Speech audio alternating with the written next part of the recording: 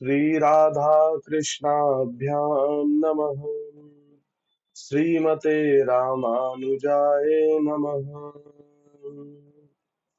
लंबोदरं परम सुंदरमेकदंतं पीतांबरं त्रिनयनं परम पवित्रम् उदयद्दिवाकरनिभोज्वलकान्तिकान्तं विघ्नेश्वरं सकलविघ्नहरं नमामि। शरीरं स्वरूपं ततो वकलत्रं यशश्चारुचित्रं धनं मेरुतुल्यम् मनश्चैनलग्नं श्रीगुरुरङ्घ्रिपद्मे ततः किं ततः किं ततः किं ततः किम् नारायणं नमस्कृत्यं नरं चैव नरोत्तमं देवीं सरस्वतीं व्यासं ततो जयमुदीरये। जयतु देवो देवकी नन्दनो अयम्। जयतु कृष्णो वृष्णिवंश प्रदीप। जयतु मेघश्यामल कोमलांग। जयतु पृथ्वी भारनाशो मुकुंद।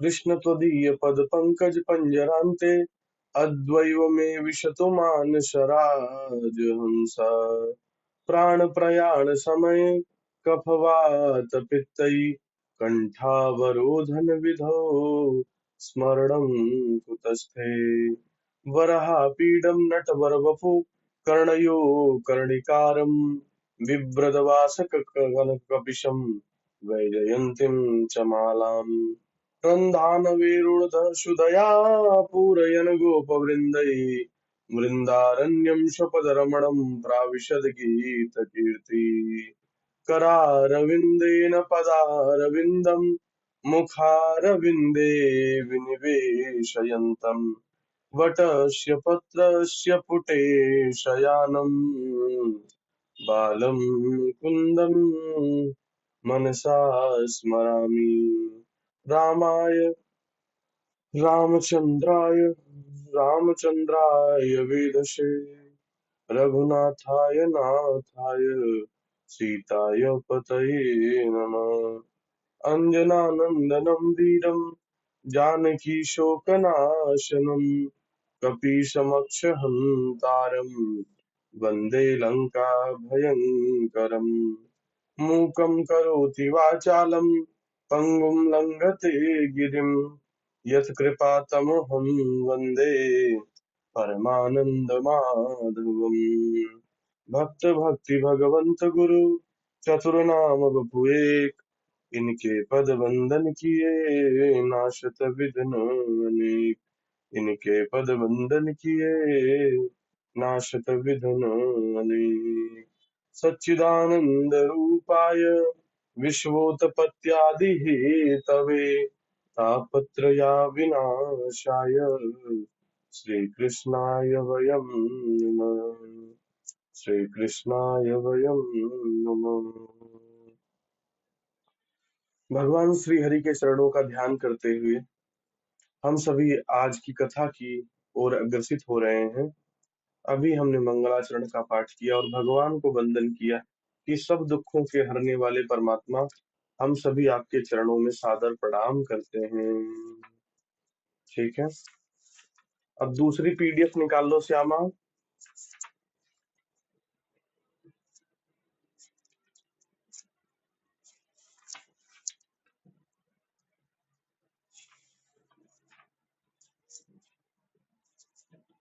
सत्यम कुमार उपाध्याय जी आगे चलें।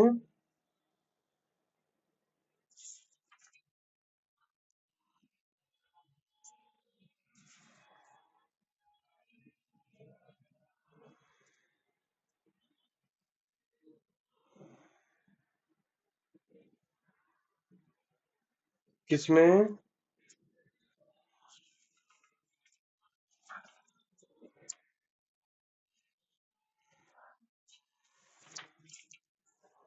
ये तो नहीं था, मैं बता रहा हूँ।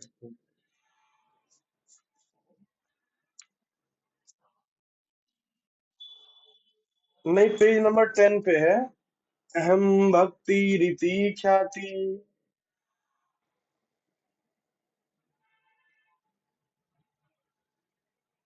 यहाँ पे ख्याता कर, यहाँ पे ख्याता कर दिया, ख्याति आएगा। इमौ में तनयो मतौ ज्ञान वैराग्य नामानौ काल योगेन जर्जरौ। अब हम लोग चल रहे हैं, अब हम लोग चल रहे हैं पेज नंबर 17 हमने कर दिया था। यहाँ तक पढ़ लिया था। बिनु सतसंग भी,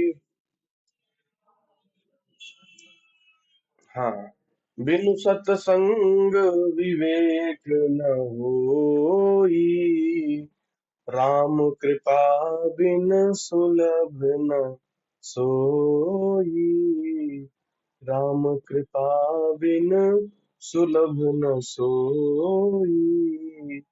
क्या कहा कि बिनु सत्संग, बिना सत्संग किए मनुष्य के जीवन में विवेक नहीं आ सकता। क्या नहीं आ सकता? विवेक नहीं आ सकता। इसलिए सत्संग जरूरी है। जब विवेक ही नहीं होगा तो वैराग्य कहाँ से होगा? ये मैंने पहले भी आपको बता चुका हूँ, इस विषय के बारे में फिर दोहरा देता हूँ कि जब विवेक ही नहीं होगा तो वैराग्य कहाँ से होगा। एक बार दोबारा अध्ययन कर लेते हैं कैसे कैसे क्या है पूरी कहानी।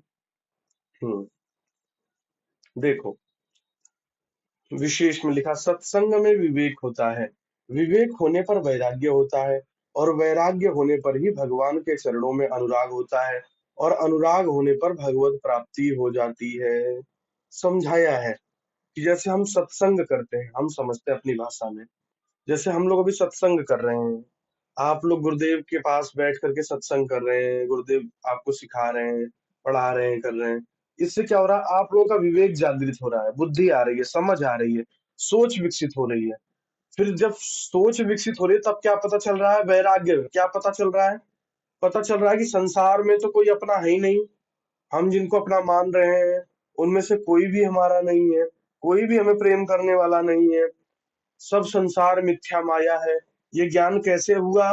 विवेक से। जब विवेक आया तो वैराग्य ने जन्म लिया कि संसार झूठा है, अपने तो गिरधर गोपाल, हमारे तो गोपाल हैं, हमारे तो गिरधर गोपाल, हमारे तो भगवान हैं, हमारे तो परमात्मा हैं। ये विवेक हुआ।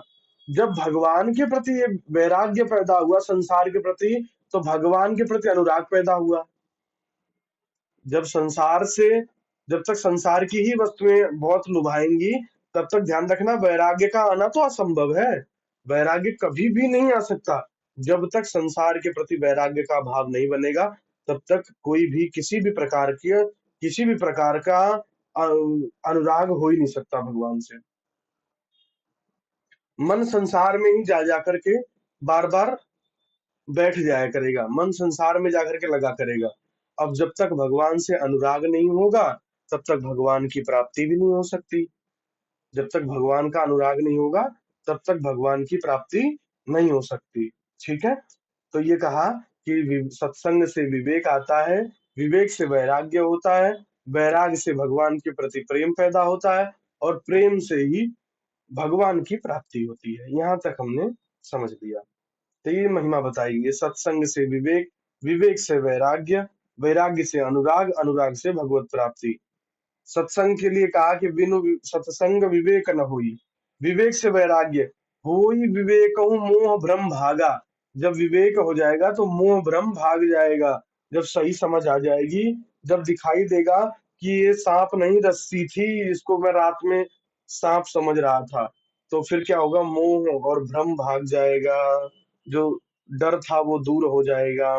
वैराग्य से अनुराग, तब रघुनाथ चरण अनुरागा, तब भगवान के चरणों के प्रति प्रेम पैदा होगा।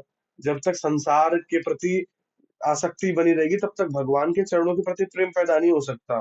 अनुराग से भगवान की प्राप्ति, मिलही न रघुनाथ, रघुपति बिनु अनुरागा।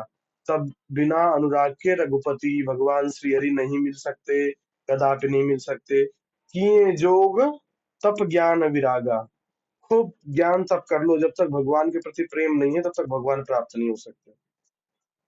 आगे एक भजन है जिसमें सत्संग की महिमा बताई गई है। मेरा तार हरि से जोड़े, ऐसा कोई संत मिलावे।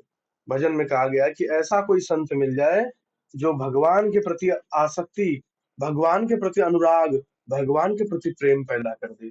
ऐसा कोई संत मिल जाए, ऐसा कहा। ठीक है, आगे हम भजन को आप पढ़ लीजिएगा सभी लोग। फिर हम लोग 19वें पेज पे चलते हैं।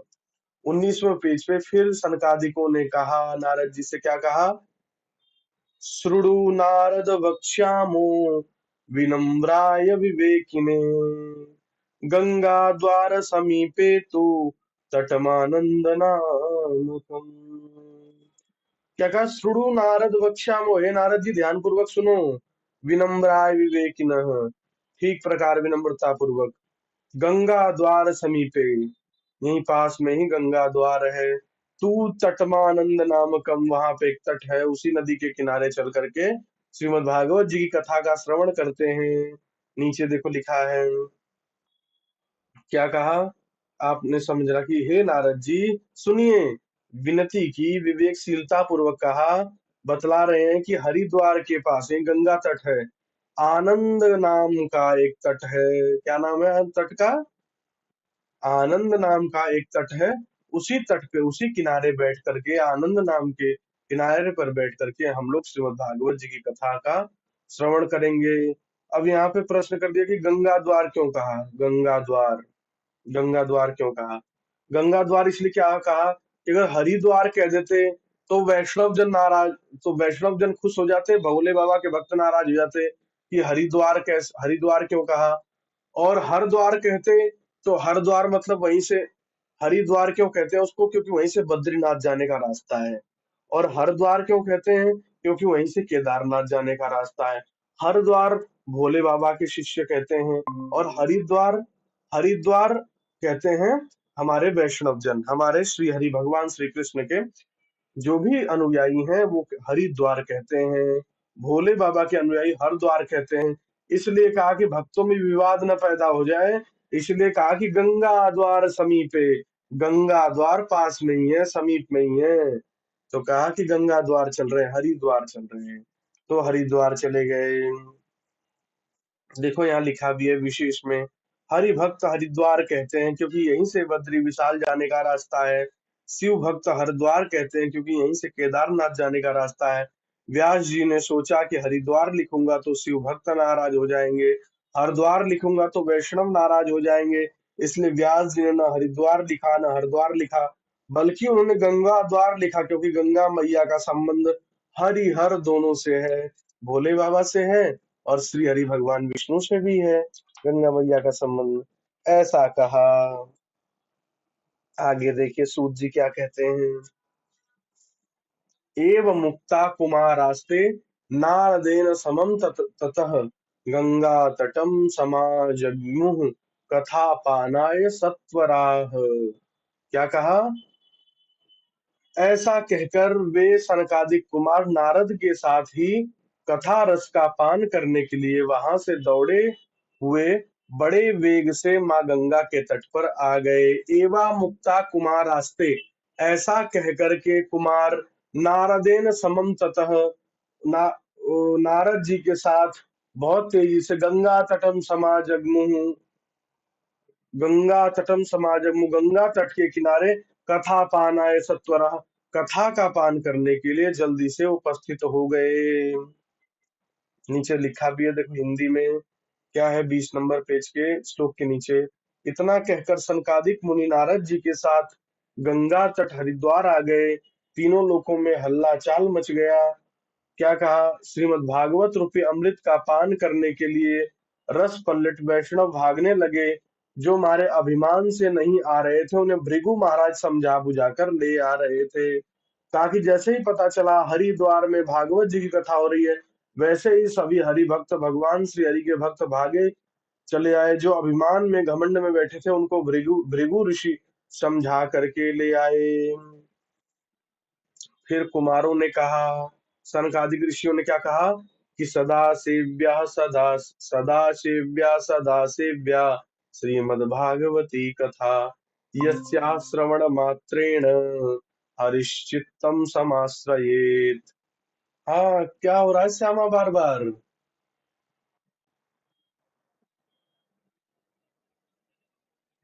श्यामा,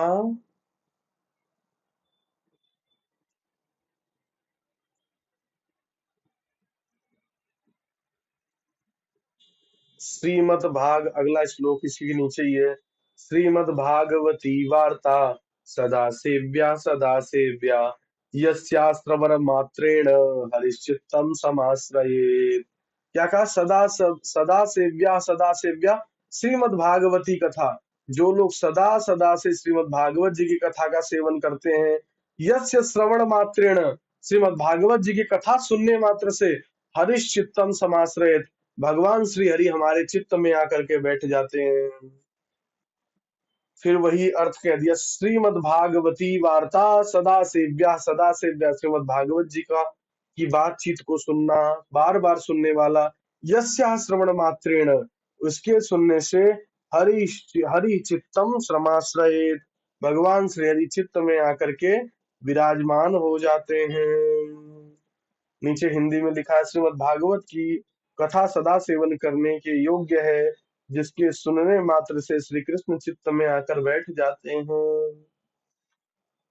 फिर कुमारों ने ये बात बताई, कथा प्रारंभ कर दिया।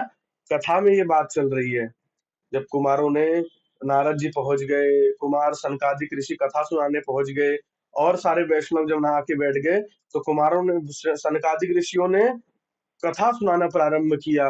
कथा में क्या बताया? सदा सेव्या श्रीमद्भागवती कथा यस्य सवरम श्रवण मात्रेण हरिश्चित्तम समाश्रयेत। जो लोग श्रीमद् भागवत जी का सदा सदा सेवन करते हैं, सदा श्रवण को करते हैं, सदा पठन पाठन करते हैं, ऐसे लोगों के चित्त में भगवान श्री हरि आकर के विराजमान हो जाते हैं। फिर दूसरा ही श्लोक कहते हैं, श्रीमद् भागवती वार्ता सदा सेव्या, जो श्रीमद् भागवत जी की बातचीत को बार बार सुनते और सुनाते हैं, यस्या श्रवण मात्रेण, ऐसे लोगों के सुनने मात्र से ही हरि चित्तम समाश्रयेत, भगवान श्री हरि आकर के हृदय में बैठ जाते हैं। अगला श्लोक है, न गंगा न गया काशी पुष्करम न प्रयागकम शुक शास्त्र कथायाश्च फलेन समताम नयेन। क्या कहा?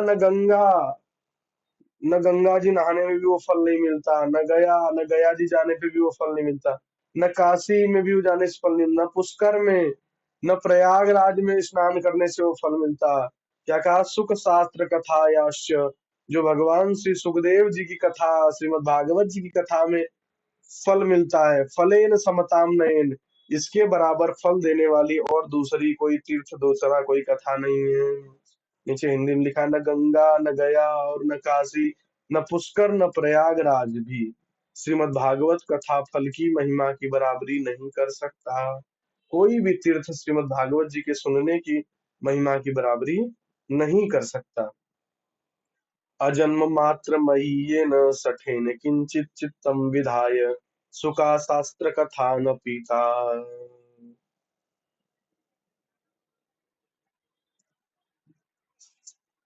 देखो क्या कहा, जिस शठ के द्वारा मन लगाकर जीवन भर में स्वल्प भी भागवत शास्त्र की कथा नहीं पी पाई, बड़े खेद की बात है।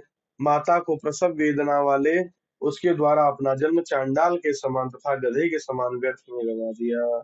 क्या कहा? देखो, कहा कि अजन्म मात्र मई ये न सखे न किंची, मैं तो उस मूर्ख के प्रकार हूँ जो बार बार धरती पर आ रहा हूँ, जा रहा हूँ और चला रहा हूं। चित्तम विधाय, हमारा संपूर्ण जीवन आ रहा है, सुख शास्त्र कथा न पीता, मैं तो बड़ा दुर्भाग्यशाली हूँ जो भगवान श्री हरि सुखदेव की कथाओं को नहीं पी पा रहा हूँ। आगे क्या कहा? चांडाल बच्चा खर्वगत्तः तेन नीतम मिथ्या स्वजन्म जननी निदुख भाजा। क्या कहा? मैं तो उस चांडाल के समान हूँ, जो मेरा जन्म मरण तो सब झूठा है, मैं तो केवल आकर के अपनी माता के प्रसव पीड़ा देने का काम कर रहा हूँ, मेरा संसार में आना व्यर्थ है, मैं तो केवल प्रसव पीड़ा देने को पैदा हुआ। क्या कहा?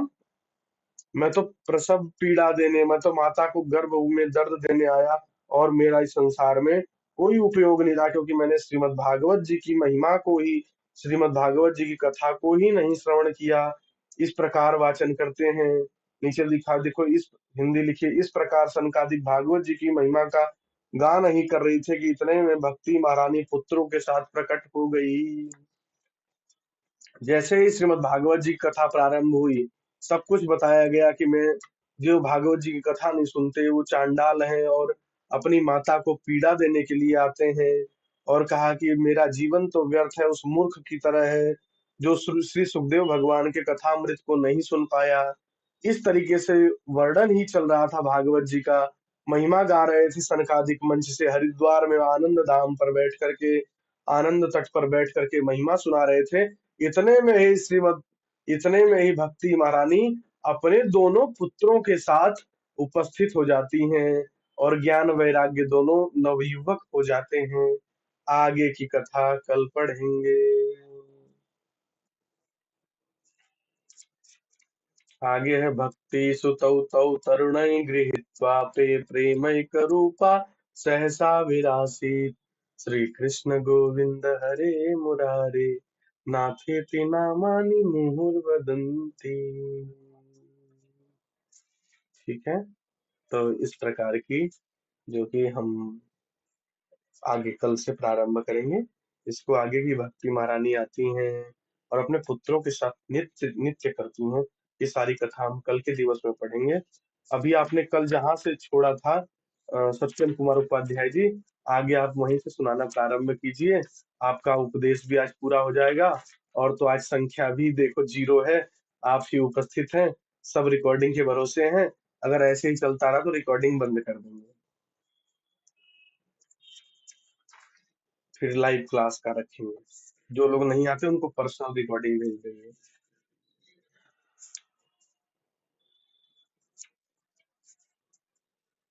हाँ, आपने कहाँ खत्म किया था वहीं चलिए।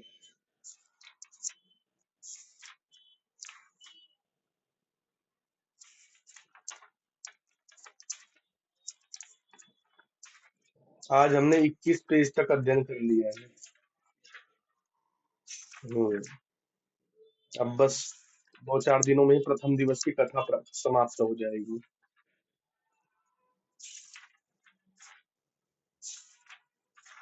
इस महीने में ही आपकी पूरी प्रथम दिवस की कथा प्रारंभ समाप्त हो जाएगी, और जल्दी भी हो सकती है। ठीक है, अब आप अपने व्याख्यान को प्रारंभ कीजिए। वीडियो ऑन कर लीजिए आप अपनी। ठीक है, पेज नंबर 13 पे आ गए थे आप। हाँ, यत् फलम नास्ति तपसा न योगेन समाधिना तत्फलम लभते सम्यक कलो केशव कीर्तनात्। यहाँ तक अध्ययन आपका हो गया था, यहाँ तक प्रवचन हो गया था। आगे से आप प्रारंभ करिए। पूरा आधा घंटा का समय है। ठीक ठीक ठीक 8 बजे आप अपने प्रवचनों को समाप्त कर दीजिएगा। ठीक है, ठीक, प्रारंभ कीजिए।